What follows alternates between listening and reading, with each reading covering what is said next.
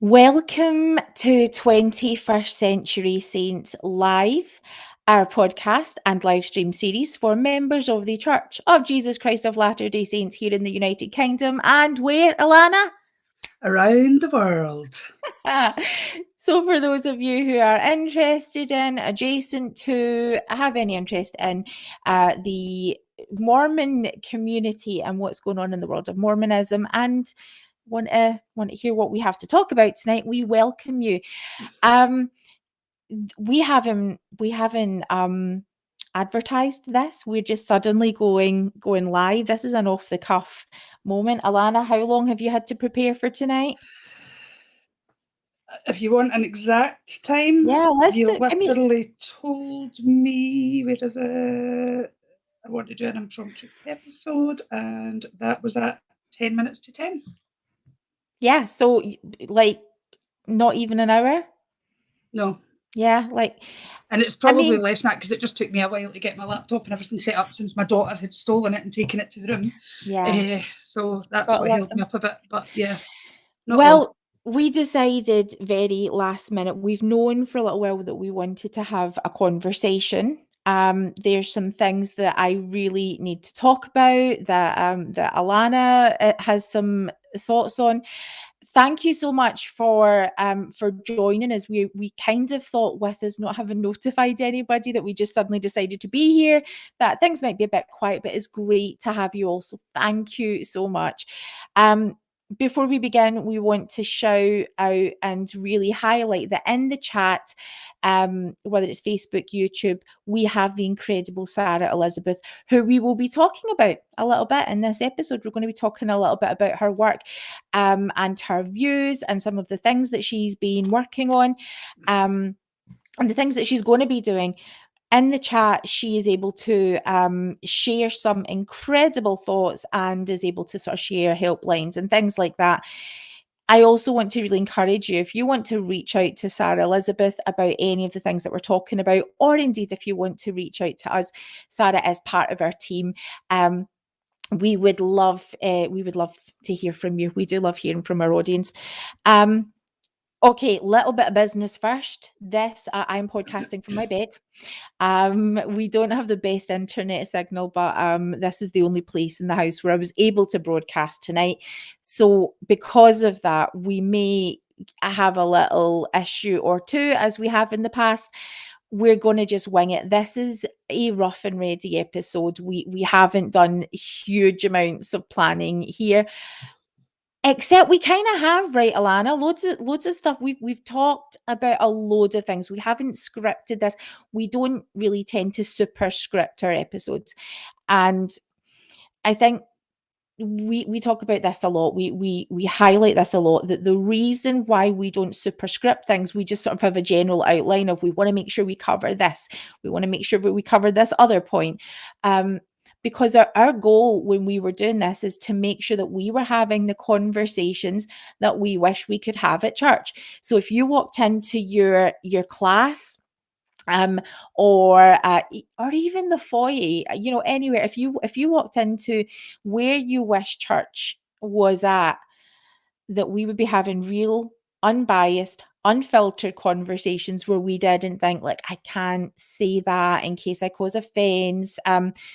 That we can be really real, we can be honest, that golden word, of our generation, vulnerable, that has actually been super important to us. So I have really been trying to decide how to talk about the subject that I'm going to kind of mention tonight. And this is going to go in a big circle. I'm going to start in one place and I'm going to end up making a broader point. Oh my goodness. Alana, are you okay if we start off by me talking about me for a little bit? Absolutely. Thank you. Alana's the expert I'll just in sit here and chill with my Pepsi. Well, because I kind of need your input on this. Okay, so right, Alana has a bestie who has OCD, right? Yep. And I am super concerned about how I come across, how I have rejection issues if someone doesn't like me. I'm like, I'm not well. I am ill for like 3 months. It really affects me. And I have a particular issue in OCD of hugging. So we're going to we're going to talk about my feelings on hugging. And I know that you're a hugger. You have been a hugger forever. I was a hugger once too, and I'm not anymore. And you get me. So how does it offend you that I struggle with Um, hugs? not at all. I'm very open to the fact that not everyone is a huggy person. I mean, I guess with you, I try my hardest to read the situation. Yes. Or I quite often wait to see if, like, if I'm leaving your home, I wait to sometimes see if you're going to hug me first, because I understand that different days can be different. Oh my goodness, yes. And so, but I totally get it, like, that not everyone does like hugs or is affectionate people, for various different reasons. For some people, it can be linked with childhood trauma. It can be linked with, just that they weren't raised as an affectionate family. They didn't have affection in their home, and it's not for me to judge a person. I just always have been a huggy person, Yeah. growing up. And obviously now, like I've spoke about before, I've said this a few times now, that I used to, as people went to shake my hand, say, put the hand away and give me a hug. But I now realise as I've got older that, and I know you always say, but was it wrong? But I do believe it is. That was wrong of me, because I'm forcing someone. I now, as a parent, have never allowed, maybe when she was younger, before I came to the realisation that it was wrong, I would never force my child to hug someone if she didn't want to, because it's her body, it's her mind, it's her decision. So who am I to force that on someone else because I like hugs? Yeah, I yeah. need to realise that if someone's not comfortable enough to give me a hug, then a handshake will just be fine. And inwardly, I love hugs. Can I just say, all of you guys in the chat, and I'm reading everything. I want to give you all a hug because I'm loving the chat, and this is so good. Because we're going to actually I'm going to cover some of the issues that you guys are talking about. Oh my goodness. Are you I feel so embarrassed. OCD is something that, if when you talk about it and you're not in the middle of a flare up, OCD is so funny. And it sounds so irrational and things, because it is. But so I used to be a hugger. And one of the things that affected me, I don't know, it just kind of snuck up gradually, but I can pinpoint the issue. So when I'm really, really ill, I have the contamination issue isn't generally something that affects me unless I'm very ill and it plays out in a unique way, and it's to do with head lice. So if I think that someone's gonna hug me, now, most people would think, "Oh, okay, I'm worried I'm gonna catch head lice." No, no, no, no, no, no, no. I am worried that I am the cause of all head lice in the world that's ever happened, and that if Alana's child, can you see that I'm like going I up was here just about to already? say that I had the wonderful job a You're while all back, gonna be scratching. after my daughter got a head lice from school Yeah, and had been staying over with Jane. I had the lovely job of going and telling my OCD friend who has issues with head lice that my daughter had head lice. and the And I thing was is, panicking because I was like, no, it's going to yeah, freak her out. well, because, like, genuinely, head lice don't I mean, like, nobody wants them, right? But, I mean, they don't bother me, I can treat them absolutely fine. It doesn't super ick me, it's part of life. What happens is I hear that someone that I really love, "You have head lice? Oh my goodness, I gave you head lice, and what did I do?" And, like, Yeah, you now I blame can't yourself. yeah, well, Yep. it's not even like a blame thing, it's like absolute certain confident knowledge Yeah, that that's what I if mean, like you that come you've given it to me. anywhere near me, I did that to you. Oh my goodness, and it's bizarre, and you know it.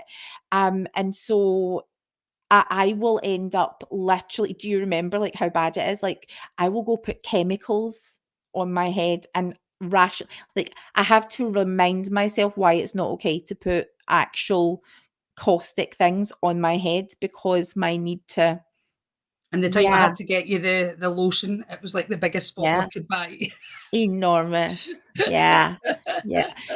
Honestly. So you can see then whenever I'm feeling a bit ill and someone at church just wants to give you a simple hug, you're like, "Whoa.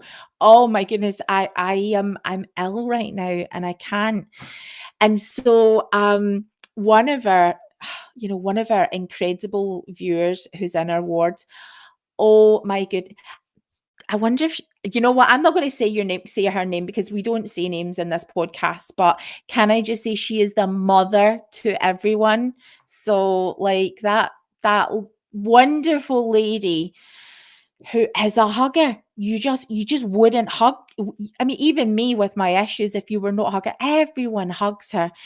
And she was walking towards me one day to give me a hug, and I nearly jumped through the chapel wall to just get away from Can I just the reiterate as well, though, that panic. keep in mind this was still during COVID Oh, no, restrictions? this was before Or was COVID. that before So that? Because I was going yeah, to say there was an issue during COVID restrictions as this well. this was before COVID. But also, do you remember when we were doing like whenever you did your opposing vote, and I was really disturbed about COVID was a whole other thing. I was really disturbed about the amount of women who kept coming, and men who kept on coming over to hug when we were at church. Most of whom I have to say I didn't know. And I guess since I stopped hugging, I feel like there's partly a control issue, and partly a consent issue. As you're dissecting, you're processing all of these things about your life, your journey, and I would. Do you know what? I'm going to save that part for maybe later. But I definitely had issues with someone is going to hug me, and I don't get the choice. I don't know you well enough that, like, whenever you think about it, it's a very intimate act. You're going to press your body against my body, and I know it just seems like you're going to wrap your arms around someone, but there's body contact, and I don't. Nothing to do with OCD now. I just don't want to hug everyone.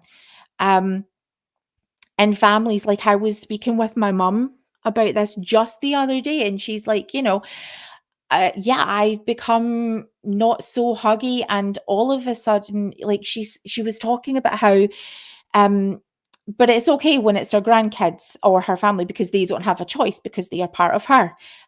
And I'm like, okay, mum, Ye we don't teach that in our house. We teach that your body is your body and someone else's body, even if it's your mother, your father, whoever it is not your body and yours is not theirs. You begin and end, and they begin and end, and no one has the right to put Yeah. their hands on your body. Mm.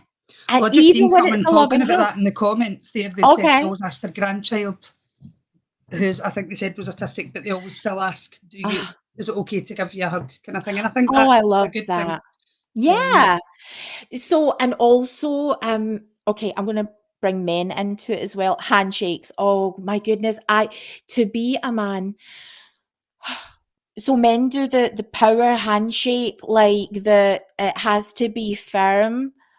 The whole, I don't know, alpha male deciding how someone's character is based on the firmness of your handshake. It's just weird. But every now and again, I get a glimpse of that because you meet someone who's socially not quite as in tune as maybe they could be, and they go to do this sort of crushing, firm alpha male handshake, and which is so funny to me because I'm like, I'm not playing that game. So now I do this creepy, weird thing where if anyone at church attempts to shake my hand, okay, I literally like I come in from above and I kind of do a clasp thing, and that's the most you're gonna get out of me, people. And then COVID happened, and now it's like, you will all stay the hell away from me. So this is my happy place. I sound so antisocial, don't I? And then we'll have really super good bonding experiences, like, maybe we'll go to Sunstone, and by the end of the weekend, I'm feeling in such a comfortable place within myself or with other people where hugging has becomes, I'm gonna catch up with it with a lot of the guys at Sunstone. I have got no doubt. I just appreciate having the space for that. Anyway, that is a little bit of background about how I have complicated feelings when it comes to touching.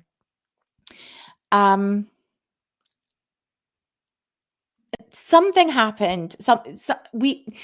So people talk to us. People are we're in a really privileged position where people will tell us things that they're struggling with, or have disclosed abuse to us, have disclosed some of the most painful and joyful and wonderful moments of their lives. And it is so the responsibility and an honor we it means so much. And I really wanted to be talking. I had hoped that this series on abuse, I was expecting it was kind of almost ready to wrap up for now. We had a few things to say. There's a lot that we're working on in the background alongside our wonderful Sarah and the rest of the Brit Avengers. We have a whole team going, doing some really exciting things that we can't wait to tell you about. There are things coming up later in the year that we know we're going to be revisiting this topic. But, we kind of thought for now, okay, let's do some fun. And also, there are things I want to talk about. We had some sister missionaries over here the other day. I'm trying to remember to say women missionaries or just missionaries. I'm trying to drop the sister missionaries thing. It irritates me so much. And I wanted to talk about so many good and positive things. And then you open up social media, you open up your news app, you go on to YouTube, and oh my goodness, the church is talking about abuse again. The news is talking about abuse within the Church of Jesus Christ of Latter-day Saints being handled extremely poorly. I was debating, really debating, talking about a particular subject. And I had been saying to Alana over the past few days, oh, I'm gonna do an episode. We're gonna talk about this. We're all gonna have a chat about it. By this morning, I was thinking, you know what? I don't need to do that. This is near the knuckle. This is going to be near the knuckle. This is going to be personal. This is going to affect people that I know and love. So no, do you know what? I'm going to keep a respectful silence. There's a time and a place for everything. Alana, you are very tuned into this. We don't need to run to our Facebook pages and make social media posts every time something, you don't want to air all your grievances publicly. We have a podcast. I talk about everything, right? Every good thing and bad thing that happens within this sphere. If it's relevant, I don't filter. That's part of what we decided we were going to do. But today I thought, no, you know what? I'm going to filter this because I don't want to cause hurt and harm, and I might have already. And then I watched, and we're going to put this, like, maybe Sarah can do it, maybe our PD in the chat, hey, our dear friend PD, maybe some of you guys might like to post out some links, but I watched with my husband the Associated Press video where they talk about how the church reported on abuse, the fact that the church did not. And based on what I watched, I decided I needed to speak. I needed to talk about something that seems initially very harmless, but makes a broader point, makes the same point that we have been trying to make for months. Okay, before I talk about specifically what it is, for those who don't know, because I'm super aware that we have lots of members of the church who don't really keep informed about what's happening. They're not in the necessarily the communities that would tell them what's going on. Alana, you watched the video there. Do you want to talk about what it was that you heard happening? Yep, I've just posted the link there because I had it handy. So thank you, Angel. Yeah, so Jane had just said, have a watch at this video. That was, so I've paused my TV programme that I was watching and I clicked on it, and obviously the first thing I see is, I just want to make sure I'm getting this right. How a Mormon church helpline hid child sexual abuse. Now, as I know, I'm very aware that this is happening within the church. I've heard the stories. I don't know what made it feel different, like seeing it there on a video and listening to the video, but it actually made me feel sick to my stomach.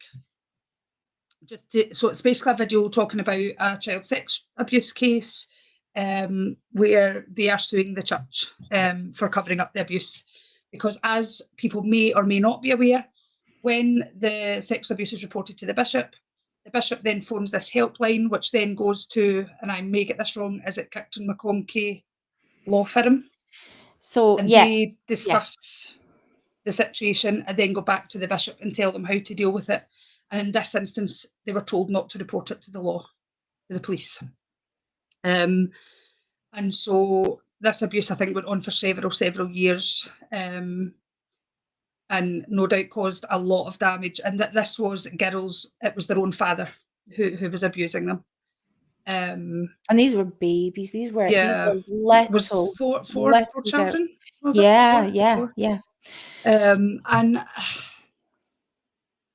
I just, it's so hard for me to hear things like this, because I just think, again, a church which is supposed to be a church of Christ, the Christ, as I say, that I know would not cover this up. And I know the church are trying to make changes, but in my opinion, it's still not enough. I guess the church can say, report it to the right authorities. But I think because this has been something that's been going on for so long, there'll be certain people who are still old school who may still use the abuse line rather than reporting it to the police. And obviously, I'm just going to say what I think. I think although the church are appearing to make these changes, and I may be wrong, have they said now that they have to report it to the law? Is it in the handbook now? Or am I hearing? No, it depends on the state. Oh, does it? Okay. But even if that's the case, like, in my opinion, the church just wants to protect that good name. That's all they want to do. They want to protect this good name that they have. And in my opinion, they don't have a good name. Anybody, any organisation who would cover up childhood sexual abuse are disgusting human beings, in my opinion. Disgusting. And to think that these are men who speak for God, do you honestly think that God would want this to happen to children and for it to be covered up and money paid to keep them quiet, to protect this good name? Absolutely not. It's disgusting. It's abusive. That's a form of abuse. To keep those poor children quiet. I was kept quiet, not through the church, it was a family member. I was kept quiet for many years, and the damage and the hurt and the pain that caused to me was horrendous. And to think that those poor children were let down by a system and by a church who are supposed to protect them, it disgusts me. Sorry, I'm on one. Thank you for vulnerably and honestly sharing your anger. I honour it and I bless it. And I am so thankful that all of you guys in the comments who are sharing this honest, vulnerable stuff, thank you. Your welcome. And your anger and all of these things are welcome here, and they are sacred.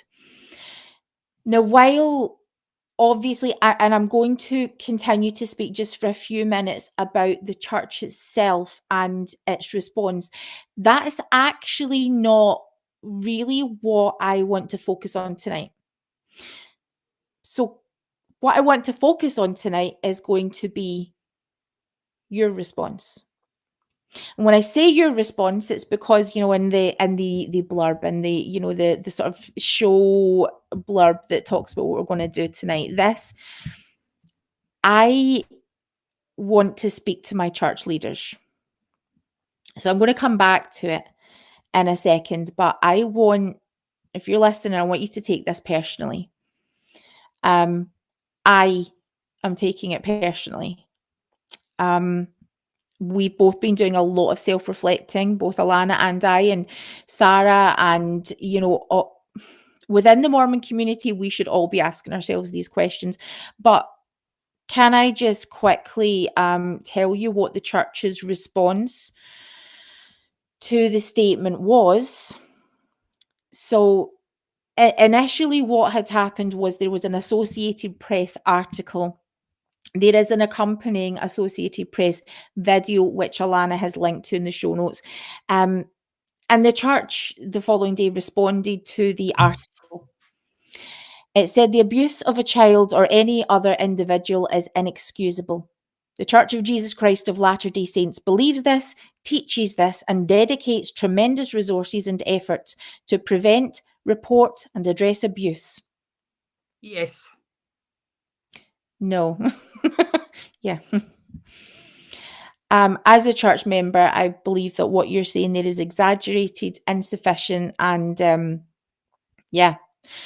And we're going to have the wonderful Sarah come on the show, and we're going to talk about what we are looking at. Sarah has tremendous experience in safeguarding children.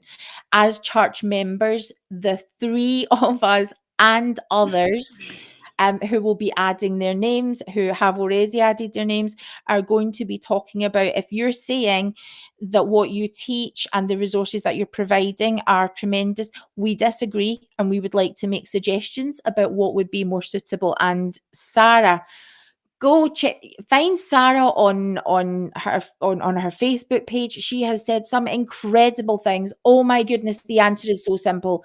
And I'm going to get her just to post again about it in a second. Our hearts break for these children and all victims of abuse.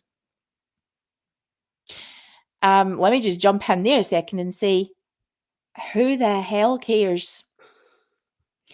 It doesn't matter what your heart is breaking for. That your heart has damn all to do with the situation. It's action that's required. Actually, do you know what I think? I'm quoting Sarah. That's what she says in her Facebook post. That's not enough. It's action. If you're upset, make a change.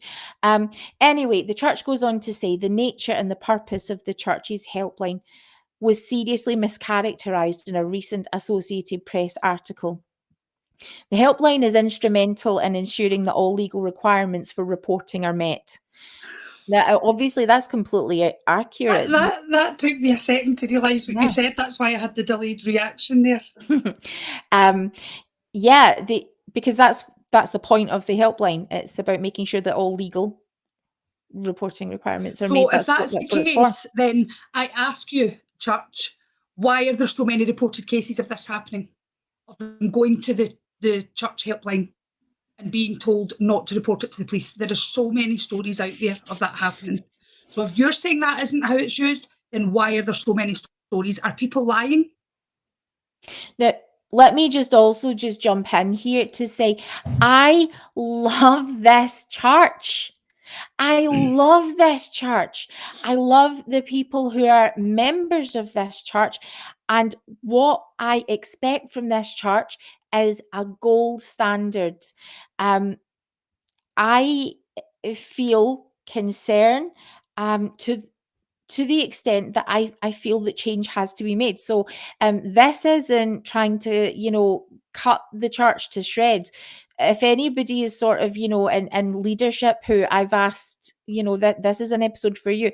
If you're taking this personally, then, you really need to get your priorities straight, because it isn't a personal attack. It's saying, oh my goodness, I'm sidetracking again. I have a special needs son, and I keep having to come back to professionals and healthcare support and all of these people to say the system that we are trying to work within, it's not working. And it's not working, but you can't say it's not working. And I have to think about how this is affecting you as a professional and how I'm affecting your worldview simply by saying this isn't working. In fact, this system is causing harm. It doesn't matter what your wonderful procedures are, because ultimately my family, my child, my mental health is being harmed in this situation, right? I understand how church leaders genuinely want to help, genuinely think you're doing the best thing, and genuinely have, I want to believe that you have vulnerable people's best interests at heart, but this system is not working. See, I Okay. think for me as well, now, I don't know. I'm not there. I don't know how it works. For me, if a child goes to a bishop or a youth or an adult and says there's abuse, before you call any church helpline, the first call you should make is to the police, whether it be in this country, 999, in America, 911, whatever. That should be your first port of call. Not a church helpline to see what they say you should do. The very first point of call should be to the police. And then if you need further advice, then you go to the church and ask what to do if it's a church member. Yeah. Your first call should be to the police and have it dealt with by the police, not a church helpline. I agree. And do you know what? I'm going to refer you all to have a look at the church statement in itself. It goes on just to sort of talk about the point of the helpline and what it encourages members and leaders to do. Any efforts made to safeguard children, we wholeheartedly support, but we publicly, as 21st century saints, on behalf of us, of all of the podcasters that we podcast with in the UK, on behalf of other interested parties, we say we are asking for more to be done. And we're going to do that officially, and we're excited to talk to you about what that's going to be. But I want to leave the official sort of leadership hierarchical side of things to one side. That's very much what the Associated Press articles are about. It's about reporting. And over the past few months, many months, we've heard from victims of abuse. We've heard from people who have come forward making allegations of abuse that sometimes the court proceedings haven't necessarily led to any satisfactory conclusions for anyone involved. We want to say that we stand with victims of abuse, and we want to say that we believe you, we are with you. Which is why we focused so much of our conversation on this one aspect. What happens when someone reports abuse within a ward, within the Latter-day Saint community, within a Mormon family? What happens? How do we respond to that as a community? And what we've overwhelmingly heard, and what we overwhelmingly continue to hear, is that those conversations are not only shut down, not only are met with a wall of silence, but are met with resentment, are met with denial, are met with judgment, are met with rejection, are met with ostracization.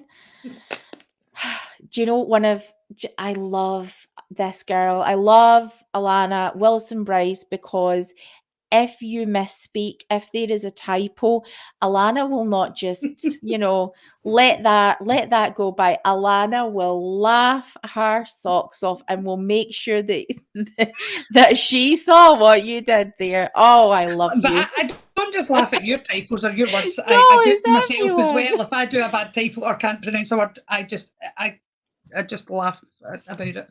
Oh, and it cracks me up, because I'm watching your reaction every time when there's anyway, it's adorable.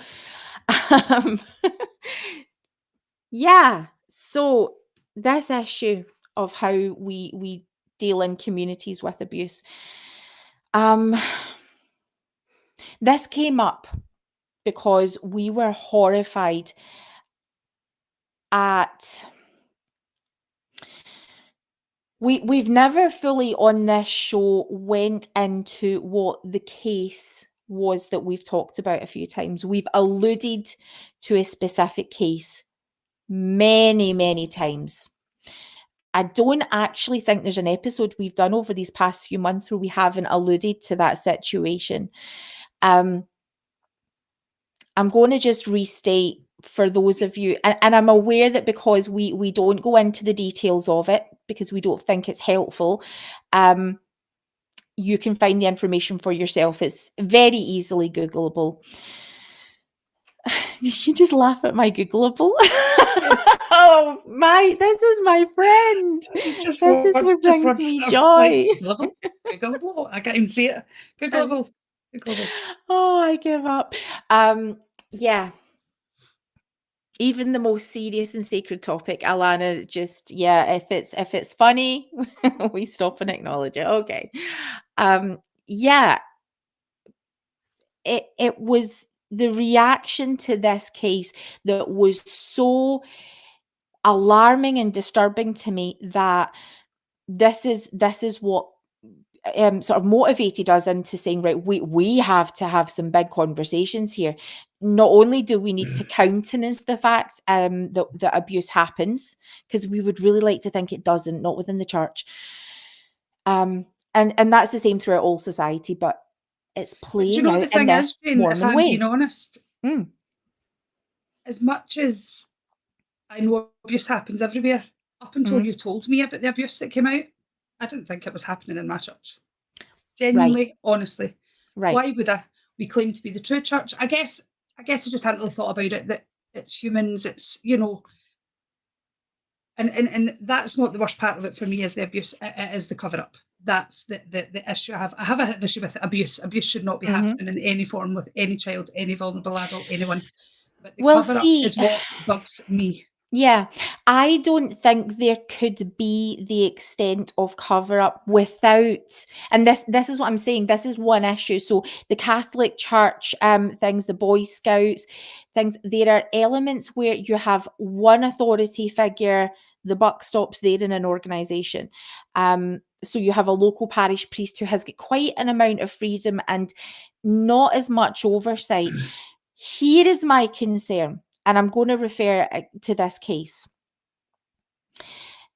In Scotland, there was a court case where two children had accused two church members of abuse. And now, just to make super clear, these allegations that were made, that played out in a public way. It's a matter of public record. So, which is why, we don't want to get into it, because we love the people involved. And it's not our story that to means tell. our whole, well, when it's public record, we can, there's other situations, we're talking about absolutely. a story that's playing out there. The reason why I haven't spoken about it in any detail is because I feel like the result of the case, so again, I'm going to mention this, in Scotland, we have a third possible verdict. Innocence isn't automatically assumed in Scottish law.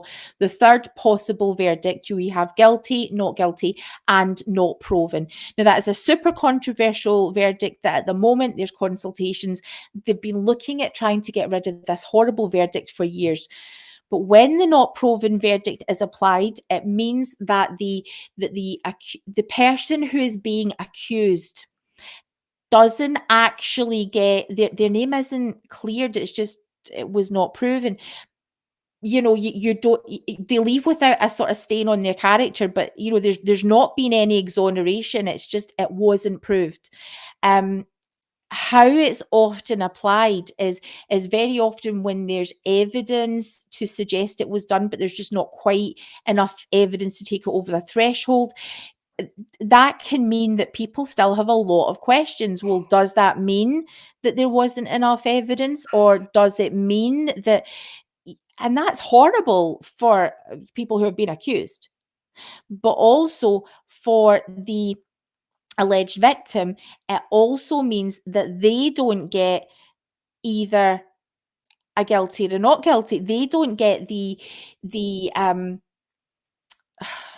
acknowledgement, that the justice that they should be entitled to, had the burden of evidence gone further. It's distressing to me because we have pain there because of that verdict. Now, if we were able to say, you know, it's just, for me, it's more complicated, which is why we will continue to use the terms alleged when we're talking about this, because we don't, as we keep on saying, we're not suggesting that a verdict should be overturned, or that, that any verdict was unsound. We're talking about how this is complicated. Okay. Here is my issue. And I know that for those of you who've been following the show for the past few months, you know this, because I've said it so many times, but it is worth restating. When this was reported in local newspapers, and this is kind of, again, why I haven't gone into the details of it, because who it was, where it was, is less relevant than what the response was right now. And in this case, obviously, the justice part of it has happened. I can't do anything about that. But the response from our church community was horrific. And what we saw was people taking extreme polarized sides in a way that, even when we were talking with the wonderful Sam Young, with the incredible team behind Protect LDS Children, they are telling us that worldwide, in all of the time that they've been doing this, they've never seen a reaction like this. That people were aggressively and angrily supporting the accused, supporting victims, and there was this polarization and rage, legal action being threatened by people who, this was the super disturbing thing, who were saying, you shouldn't even be talking about this. This should not be talked about at all. Victims were being silenced. And I'm not talking about in this case, like people who were saying, yeah, you know what, I was abused in the church and I totally believe that things like this happen. People were really affected by some of those conversations that were playing out online. We mentioned we were going to do a podcast where we discuss the community response to the case. We were told we shouldn't be talking about it. We shouldn't be talking about the bloody subject of abuse and how we handle it as a community. Are you serious? And like you said, the case is public knowledge. So public record. Anything that happens in the news that affects Mormonism, we're all talking about, except when it comes to abuse, because we know these people, because we love these people, because this is our community, and that has become off limits. Now, here is exactly what my issue is. And I'm going to come back to do you know what? The Associated Press article. Can I just quickly say, I think the thing that annoyed me about some of the members who were on my Facebook who were commenting about this case that really, really rattled me was people were saying, these are such nice people, I've known them my whole life, they would never do this. They're the kindest, sweetest people you would have. I'm sorry, were you there? Were you in that home? Do you realise that things happen behind closed doors when there's no one else watching? How dare anyone say they know these people wouldn't do this? The person who abused me, no one would have believed it. Why I didn't say at the time when I was younger. He was the life and soul of the party. He was happy. He was well loved by everyone. Most abusers, whether it be physical, whether it be sexual, do you honestly think they show to people that they're that type of people? Of course they don't. And that's what I want to call out to people. Don't dare say that these people would never do that, because they do. It's policemen, it's teachers, it's doctors. There was a recent case in Scotland, actually, wasn't it, about a GP? A GP, someone you go when you're unwell that you trust. So I'm calling everyone out who says they wouldn't do this. They're the loveliest, kindest people you know. You don't know. You weren't No, there. and You let's weren't just there. say, for the record, that isn't us saying that the people who were accused in this case did it. It means that No, when you use absolutely. I'm that just going about this language, kind of language. Yeah. exactly, because I see this before. Really great, really wonderful people can do bad things. Awful things happen, and whenever you see things on the news, it's the next door neighbor, it's the guy you wouldn't believe, it's the people who have um opportunity, access, who you don't walk around town with a sign saying you're a paedophile, right? How these people get access to children because they're in places of positions of trust. These people know how to manipulate, how to make you believe that they are wonderful and kind. That's what they are very good at doing. That's how they get to do what they do. Okay. My concern being watching how all of this plays out, and we have listened to these examples just on our show alone. We've heard about it all. This AP News article, it's not new in the world of Mormonism. This story's been on record and has been discussed for about 2.5 years now. It's been a long time. Now this story's really being talked about. My concern, my big concern, while all of this is happening at a top level, while the church is saying our procedures are robust, is that visiting teachers were going in to a family home where they could see abuse was happening. This was being reported back. This was being discussed in in meetings and counseling with leaders. This hadn't gone unnoticed. Other bishops knew, people who are counseling with their counselors. This was all a matter of repentance. The mother eventually gets to find out. Publicly, it's not being talked about as part of our discourse, but everyone knows. But you don't talk about it. Every one of the people we have had on our show, every one of them, people knew.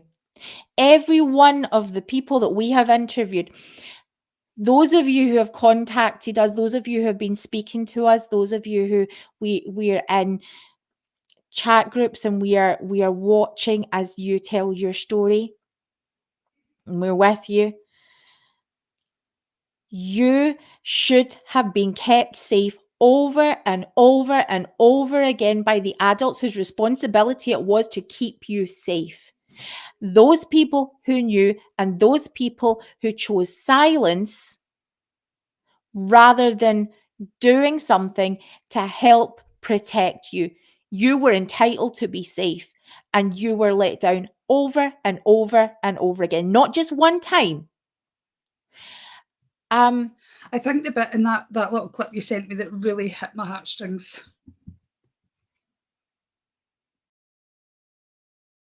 was to hear that young girl say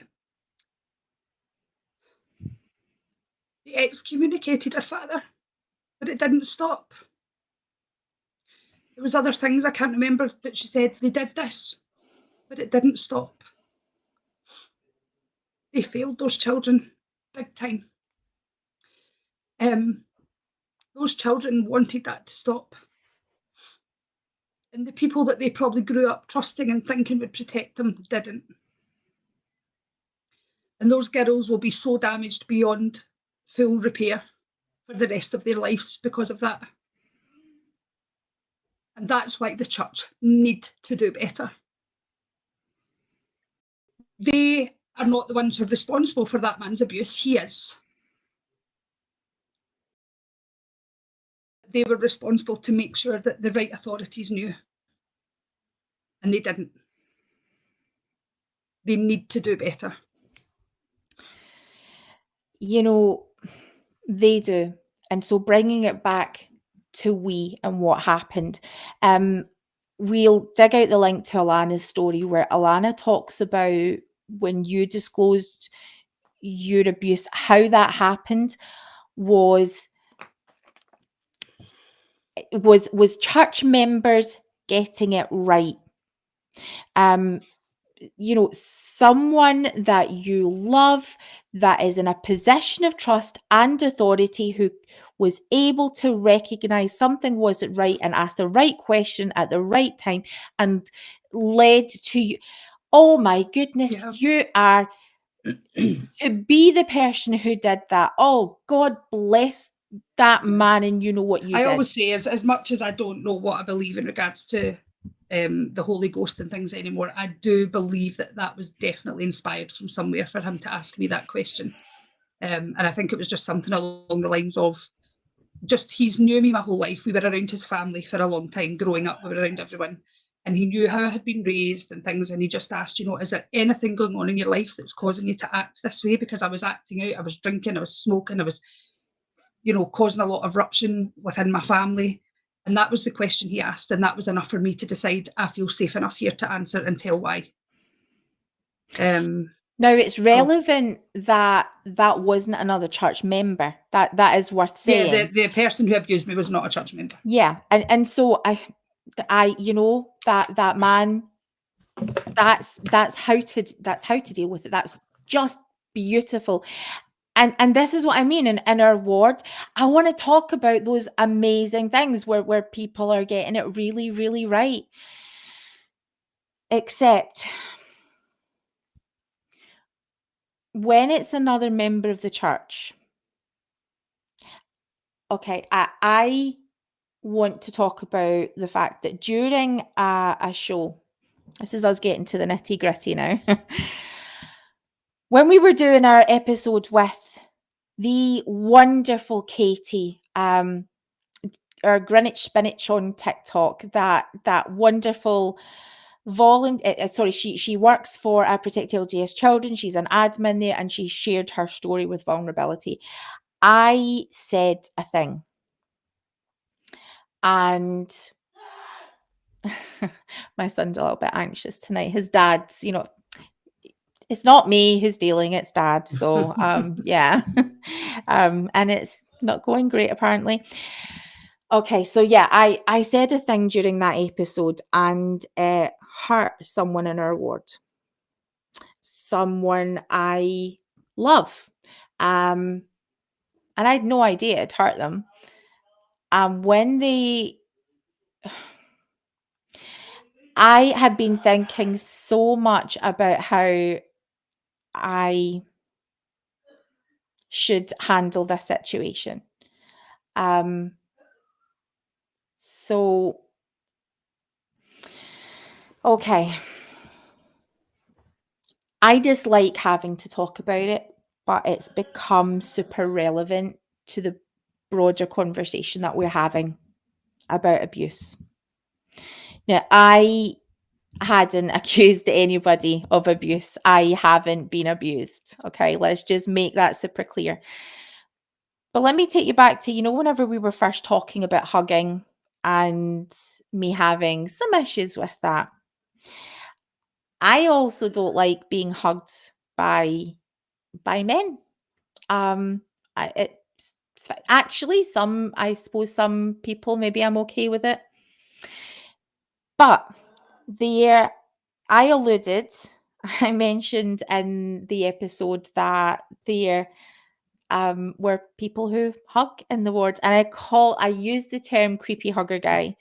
Now, see, to be fair, I use that term kind of, if you know me and if you've sort of known how I talk about things throughout the show, after the Relief Society meeting, I referred to the creepy hugger women in Relief Society.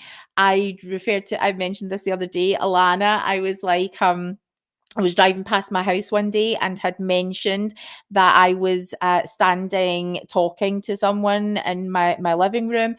And my response was, get away, you Creepy creepy stalker or something stalker like that. Yeah. girl. My mum paid me a compliment about my dress one day, and I'm like, "Oh, get away from me, you creepy woman." In a lot of ways, it's a term I use. Except I feel like I'm kind of excusing myself because when I go to church and when I'm hugged and I don't want to be hugged, yeah, I'll use that term because I find it creepy and I don't like it. So, if someone does that a lot, you become the creepy hugger person. And we joke about it. So, I, in this interview, had referred to, I'd given a little bit of information, one piece of information that would mean that people would know who the creepy hugger guy I was referring to Would would they? have been in this situation if you were in my ward or possibly stake. Now, let me tell you something. The person who teaches Sunday school, I've talked about before in this interview, the last time I was at church, and she was vile. She my son's going nuts. My son has autism. I promise is fine. He's just letting his dad know that he sucks. And he likes me better. So He yeah. does. Anyway, I in private, I'm publicly amongst ward members. If I were to say there is a ward bully and it's this person, they all know exactly who I mean because she's been a bully. Because everybody knows, everybody talks about it. I will happily tell you about, like we'll refer to vulnerable people who need extra care and support, who haven't been treated adequately, that you're doing them a disservice when you talk about mental health in particular ways, because there are people in my ward that I care about. I will draw on all of my experiences. And you know what? Ultimately, if you go to church and you behave like a bully and you don't like hearing that that you're a bully, I'm really sorry, but that doesn't have to be my problem. And can I just say, when this is the first time I've talked about it in these terms, but when I say this person is a bully who has been reported to church leaders many, many times. And I am happy to say it because that's my lived experience. And we've talked about it many, many times, both as a leader and in other classes I've experienced. It's affected a lot of people. So if we're going to talk about abuse, we had intended to cover the subject of bullying. Yeah, that happened. Now, the other thing that happens is that I go to church, and over a period of many years, I found it really uncomfortable to be hugged by someone at church, to the point, and I'm just getting it all said. I don't like having to do this. I really don't, because I love these people, even the person who's a bit of a bully. I can't believe I'm softening it by saying a bit of a bully. The person who's been bullying people for years in our ward, still love them.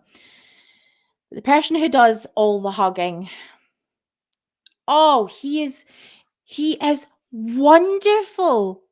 He is so kind and he is so nice. If someone needs help or support, he is there. He is a good, kind man. But I don't like it when you hug me. I don't like how it feels. I have spoken to 2 different bishops about it, and I have, I will publicly go on record as saying, I'm not the only person who's done that. I can tell you that this hugging has made women and girls feel super feel super uncomfortable over a period of many, many years. And in hearing that, the fact that I had referred to a creepy hugger guy and had sort of given possible identifying information, um, has really hurt people that I didn't want to hurt. And yet I watched so I had decided, you know what, that this doesn't need to be a public thing. Who needs to talk about hugging? Who needs to talk about how I personally feel? Except then I'm watching all of this stuff unfolding this week about disclosing abuse. And you know, oh God in heaven knows I love you guys. I love you guys. But women and girls have been made to feel uncomfortable in this situation for years. I mentioned it in the previous episode. People have felt so uncomfortable that they've gone to leaders. Everyone knows, one, that they're wonderful, two, that they're kind, they are very well loved. I mentioned this before. I know this is a really, really hurtful thing. For someone to tell you that, that must be so, so hurtful. But you know, your behavior and and thoughtlessly not gaining consent and just, we don't get to feel gaslit. We don't get to feel that we're the problem because you're bloody uncomfortable. So what I get to do is I get to be silent. I should not have mentioned it. You know what? I don't feel good. If I had to say it again, I wouldn't I wouldn't say it again because I don't want to cause that hurt. But we said from the get-go, we're gonna talk about things that if we were in a Relief Society classroom in a ward where we could genuinely be honest and vulnerable and talk about things, we would all be sitting in that classroom and we would be saying, I felt really uncomfortable. How come whenever I walk in, even my husband knows in the car, as we're driving up to church, I'm saying, I'm going to pretend as I go in that I'm looking for something in my bag so that I can keep my head down and not have to do the hug today because oh, every week when I go in, I'm planning to do that. And that has to be something that I stay silent about.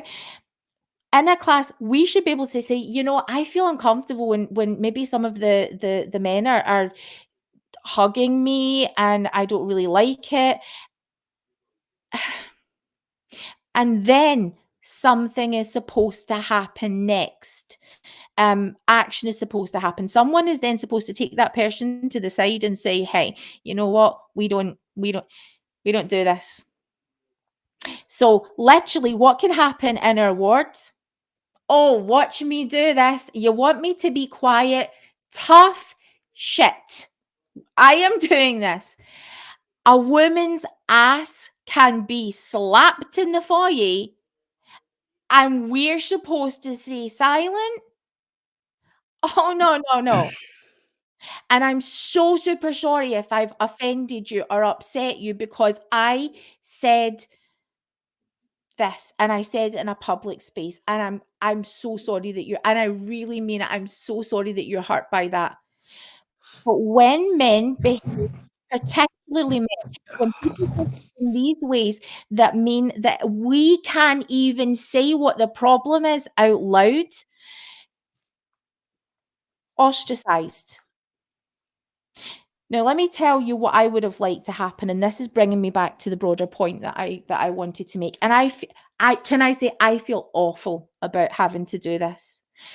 But the ward response to a woman mentioning feeling uncomfortable about hugs has been controversy.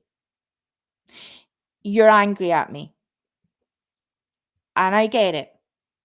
But I am really angry at you that women have had to put up with that for years and leaders who have known about it, who have not actually done anything about it and have maybe had a little word. No one is going to say you know what? He's not coming in making the men feel uncomfortable. He's not coming in making certain demographics of people feel uncomfortable. Even if he's making one person feel uncomfortable. And you know what? He's not abusive. He's not horrible. He's not a bad guy. I just don't fucking like hugs. Is that okay? Okay. I want to bring this back because this was, like this show is entitled, A Love Letter to My Bishop. Oh my goodness, I'm just so tired and I'm so angry. For those of you who don't know, I have been to church once a year for maybe the past 3 years. And just really quickly, how that happened was, as you all can hear, I have a Ronin. He's wonderful. And oh my goodness, I get so tired. And as he's got older, I stay up later and later, settling him down, and he gets up through the night, and it creeps right into I am so tired in the mornings, and I get to sleep late. And so they moved the church time back, and I'm just so tired in the mornings. I haven't been able to make church for a really long time because I'm having to stay home and care for my son. Um, Other churches, you can go later on in the day. Other churches have online worship options. Community of Christ, when I first met them, they made something specifically for a group of people just because you're interested in the UK. And we were quite spread out. Within a matter of months, they had, hey, let's do this online. There's really creative things that happen. I can worship with every other church locally to me and even those across the world. I can't go to my own ward. And so I'm having to find these creative ways to go and worship. Then COVID hit and it became even more restrictive. So that's where we are. I don't get visits from visiting teachers, and please don't do the ministering thing because let's call it what it is. I don't get visits from visiting teachers. I don't get visits from ministering brothers. The number one question I get asked, even from every leader that I've ever mentioned this to, from you, Bishop, you've asked me this too. Has nobody ever asked about bringing you sacrament? Yeah, they've asked, but that's in terms of they've asked me that question. No one's ever said, "Can I bring you sacrament? Would you like me to bring it this week?"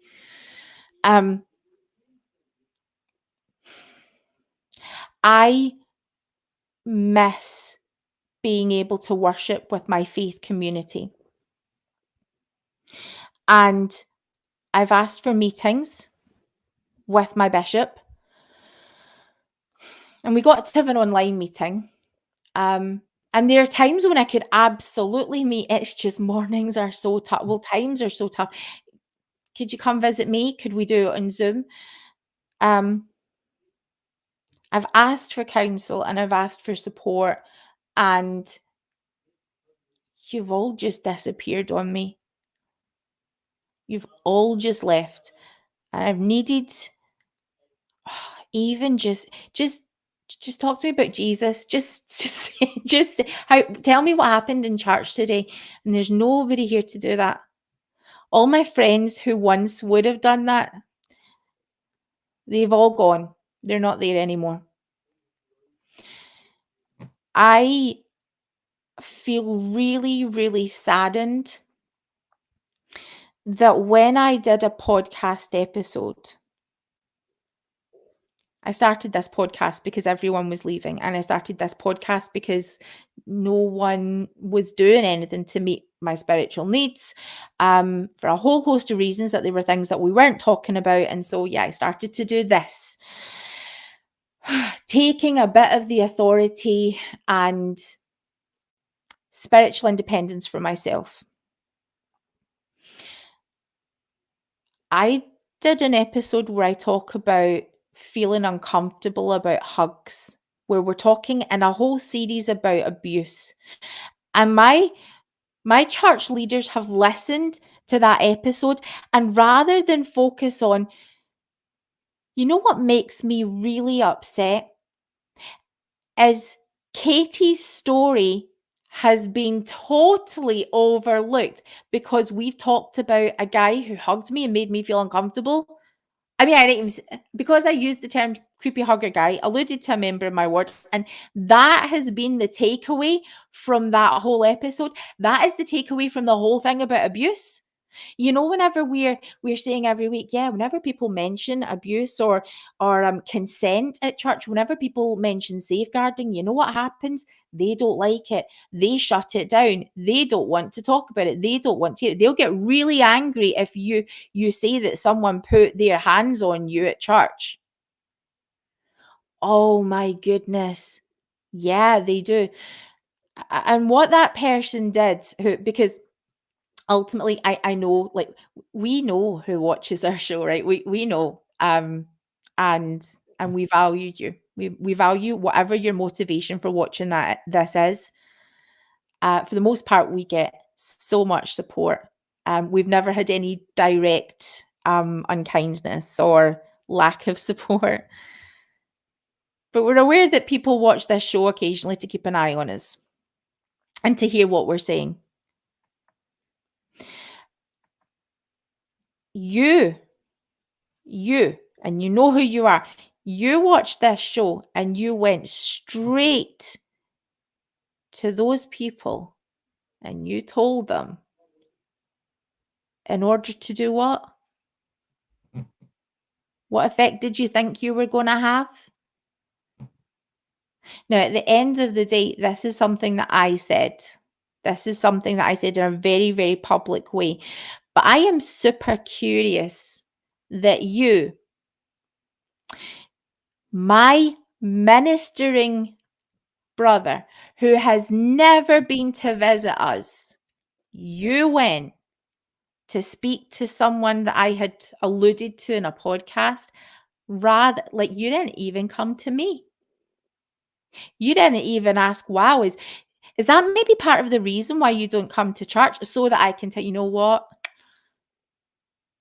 No, it's not. But you know what? It's so good to see you here because I have really missed having a priesthood holder come into my home and share a message of the gospel. How are things going at church? Because I would really, really love to hear.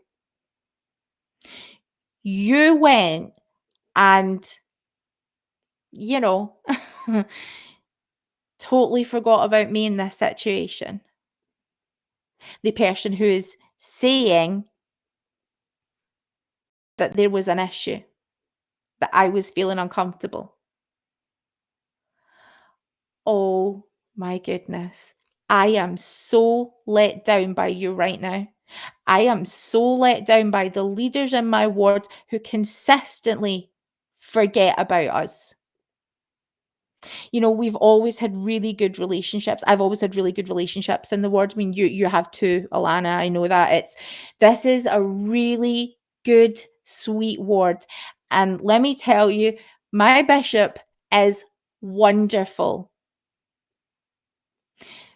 This is a love letter to my bishop because I want him to know how much I love him, how much I really respect him, how much, I mean, we all talk about what a great guy he is and how lucky we are to have a good bishop like that. And I feel that way about the members of our ward because they are good people. They are the people who would show up for us. I love you, but you're letting me down.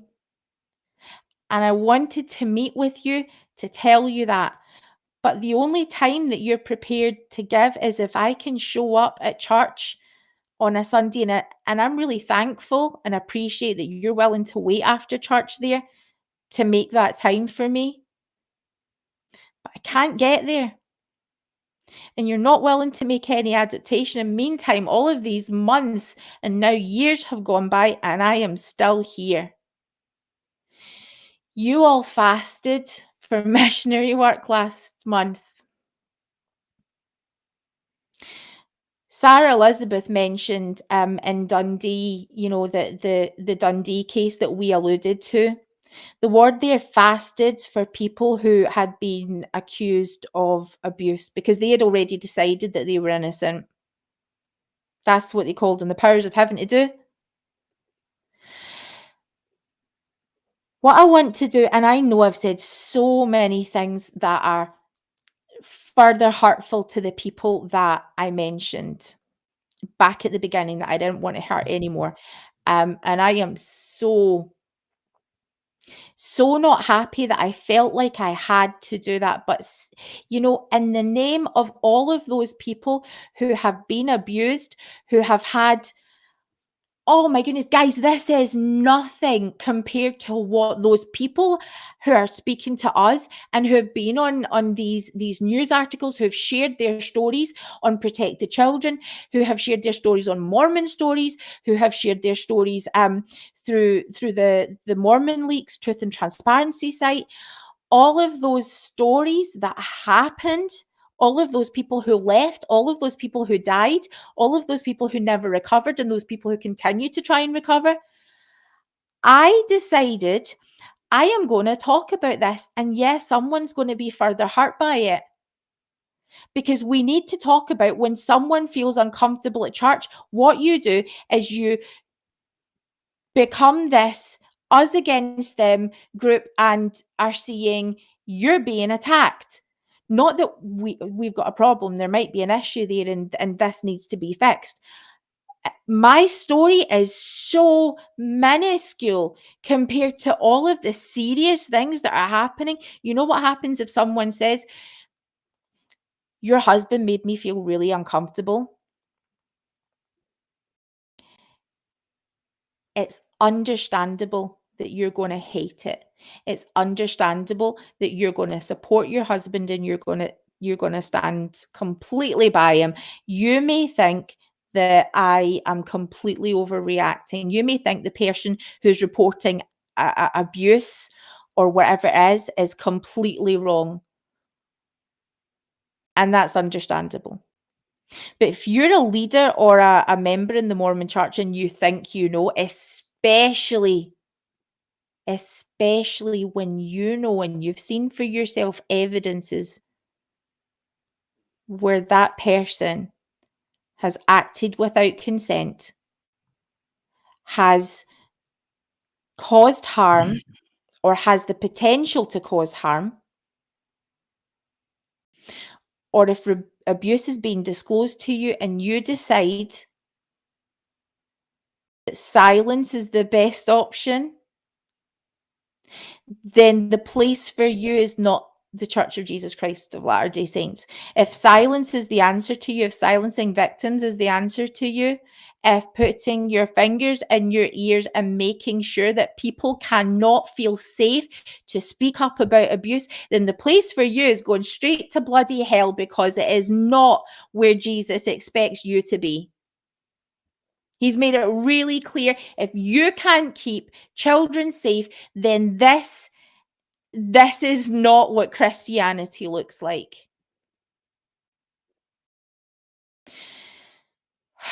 I hate the fact that I have had this tiny, tiny insight into what you people right now who've had conversations with Alana and I about the response that you've had and the community response about abuse. I hate that I've had this tiny, tiny glimpse into somebody's pissed off at me because I mentioned something that they didn't like. The thing I mentioned was true. How I feel about being hugged, that's true. What you've been through and the response of silence and shaming and anger and threats. I am so sorry. And that tiny glimpse that I've had has really highlighted to me just how egregious this is, how vile this is. I am so, so sorry that I didn't see it. And I hate having to make people feel more uncomfortable. And yet it needs to be done. So we're talking about the fact that, yeah, if someone puts their hands on you and you don't want them to, and your leaders are doing nothing about it, and no one else at church is listening, even though everyone knows, then talk about it. Call it out. Change your fucking behaviour. Jane Christie, what is happening to you? Because Alana, do you know what it is? And let me tell you, you guys, old, I don't swear in my life, but these stories are still unfolding. And Bishop, when I asked to speak to you, and when literally it feels like, I've said it before, the church is Sparta. If you can't, I the pioneers who had to leave their children who had died, and bury them and keep moving on. It genuinely feels like my son, like those people who have been wounded emotionally and physically through abuse within the church. It feels like you would rather just leave them at the wayside, keep walking so that they can just die. It feels like Sparta. It feels like you would rather keep walking and leave them to the wolves. And I chose to not be at church on Sundays because I chose to stay with my son who needs me to look after him. And I would love it if you could provide opportunities for me to be able to worship with my faith community. Now, let me be blunt about what I'm really wrestling with here. And I guess this is my question for my bishop. Do you not want me? I'm going to ask that of, our lovely Peter Bleakley from his ward, and how you feel about having a member of the church in your congregation who's asking uncomfortable questions, or who's sharing things that make you feel uneasy. Do you want him? What about the people who have reported that they have been abused, even if with all your heart you do not believe what they have said is true? Would you rather they just left? Do you need us to be a church who all think the same way? Or can you, like I have said from the beginning, is it possible that we can be a church who we can show up, and every week in the pew you're sitting next to someone who is transgender, and someone who believes that the Book of Mormon is not the literal word of God, but they want to show up there anyway because they believe that they can find Christ there, that someone doesn't even know if there is a God, and yet here is where they choose to be on a Sunday. I find that idea so exciting and so vibrant, and our church allows for all of those possibilities. And yet, when we keep on closing our doors and closing our minds and shutting people up, then we can't reach our full potential. And what breaks my bloody heart is that I can find so many other churches that do that. And the truth is supposed to be there. Well, I'm not getting to see it. The vulnerable were always the first to be looked after with Christ. And please tell me why everybody is doing a better job at it than my faith community.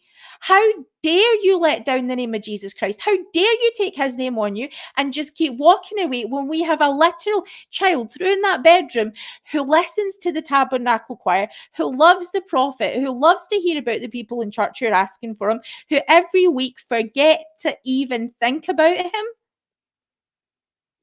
I knew that I was going to be a casualty of that too. I knew that one day, as the church left him behind and wasn't able to cater to his needs, I knew that it would be me too one day. It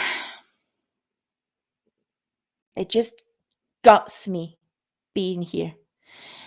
And so, yeah, I get this tiny glimpse of what it feels like to be left behind. And I needed to say this tonight. And I know I've said really hard things, and I know I've said really painful things, but oh my goodness, I love my ward. And I love the people in it. But do you see what I'm saying about why do you get that this is why all the people who've had to leave have had to leave? That believe it or not, the doctrinal differences and the historical differences all became so much less important than they go to church and people aren't being Christian. That's what I wanted to share with you tonight. Oh my goodness. That was like John DeLynn scale epic rant, right? Thank you, audience, for sitting with us. But let me tell you, actually, we've got some really fun things coming up in our schedule. We've got some really cool things. We've got Sunstone in October for anyone who's going to be coming over to that. We are super excited and we just need the break. So we can't wait. But we're also working, and I kind of mentioned it earlier on, we are working with Sarah Elizabeth and some other interested parties on what we can do to make sure that people are made safe, so that when you are aware of abuse, that you know that there are clear procedures in place. We want to see our church sign up to those procedures. We want parents to be able to advocate for their children. We want to keep the church a safe place. I just really want to say thank you for sitting with me in this space tonight. Alana, who's been part of this journey and has heard my wrestles with how we deal with people in our ward being hurt by things we've said. I really am sorry. But we promise to be real, and we promise to be vulnerable. We promise to be honest, and even if it was going to be uncomfortable. Leaders, as Alana said, do better. Okay, before we get to say good night, Alana, you wanna say? I'm just flabbergasted at you, June. You're just shocked that I dropped the F-bomb. I think if I had to replay this maybe 3 or 4 times, you said not some weren't too bad swear words, but yeah, I'm total disbelief at my friend swearing publicly, because it's just not who she is. No. And do you know, what is it they say? Potty mouth, isn't it? Is that me now? Oh, me and PD we're gonna hang out more now. That's it's PD's influence. PD made me do it. Yeah, PD's getting the blame of it. Alana does this when Alana, it's late night conversations we have and we send each other loads and loads of voice messages, and Alana does this laugh that is just cracks me up, and it's a kind of laugh where like you don't have any energy to actually laugh, but it just kind of comes out like this kind of honk, like how did it go? Do your laugh. Do the laugh. Anyway, do you know what? I'm gonna play it one night. And I've always said I need that to be my ringtone. So I guess as a thank you for when that's my ringtone, you can keep my F-bomb as your ringtone for evidence that it happened. See, this is what happens when you leave the church, people. When your church leaders leave you to get on with it, yeah, Satan your mouth gets goes a grip to Satan. Eugene. That is exactly what just happened there. So it's technically my bishop and home teacher's fault. So I do love you guys, and I do want the church in my life. But let's just be honest. Let's be honest about where we are, because if we can't be, if this is not, if I am chasing some dream that is not possible, and if in reality my ward doesn't want me, then I need to ask myself some really tough questions about what happens next, because it's not mentally healthy. We need to talk in a future episode about the fact that my kid wants to join the church. You know how I feel about that? Right? right? My vulnerable, transgender, wonderful, perfect kid. I expect you to step up. And yeah, thank you so much to our wonderful audience. To those of you who have shared in comments tonight, oh my goodness, thank you. And I'm sorry, we normally kick a lot more up on the screen because your chats are so valuable. I've not been able to do that as much tonight, so yeah, I'm going to sorry. work on that. Jane's going to try and fix it so that I'm able to do that when she's Yeah. talking. Yeah, we do. And what I'm hoping that we're going to be able to do in the future is to arrange some times where we can all get together and have a little sort of mini group online thing where we can all come together in a Zoom and have a chat, because we have questions. Tell us what your experiences are, and what we are so excited to start having some conversations with you guys, because the chats and your thoughts are so valuable. I want to finish up with the words of Sarah, who has basically said, all the church needs to do is follow safeguarding procedures. It is super simple. Easy. Yep. Your local authority, your local area, they have safeguarding procedures. And if the church chooses to follow them rather than will comply with the bare minimum of what's allowed, then that's your answer. That's how simple it is. Yeah.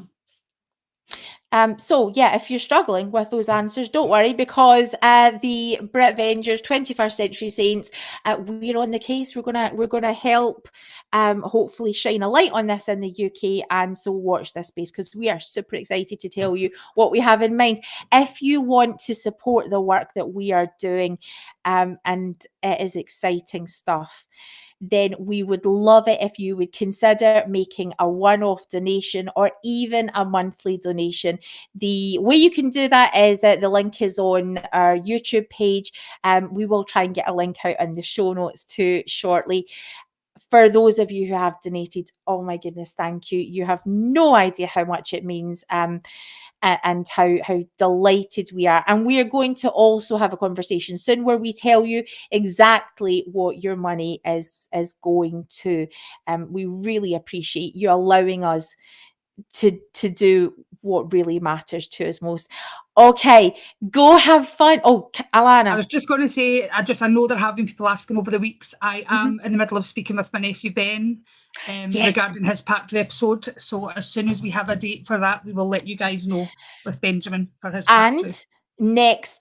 I think it was going to be next Wednesday. We are having Sarah's part 2 also, and I am really keen for you guys to hear what Sarah has to say. Her experience is exceptional, and she is doing just incredible work. So thank you to our audience. We wish you all a good night, and we bless all of your journeys. As always, we are here if you need to talk. Good night and thank you. Good night, everyone.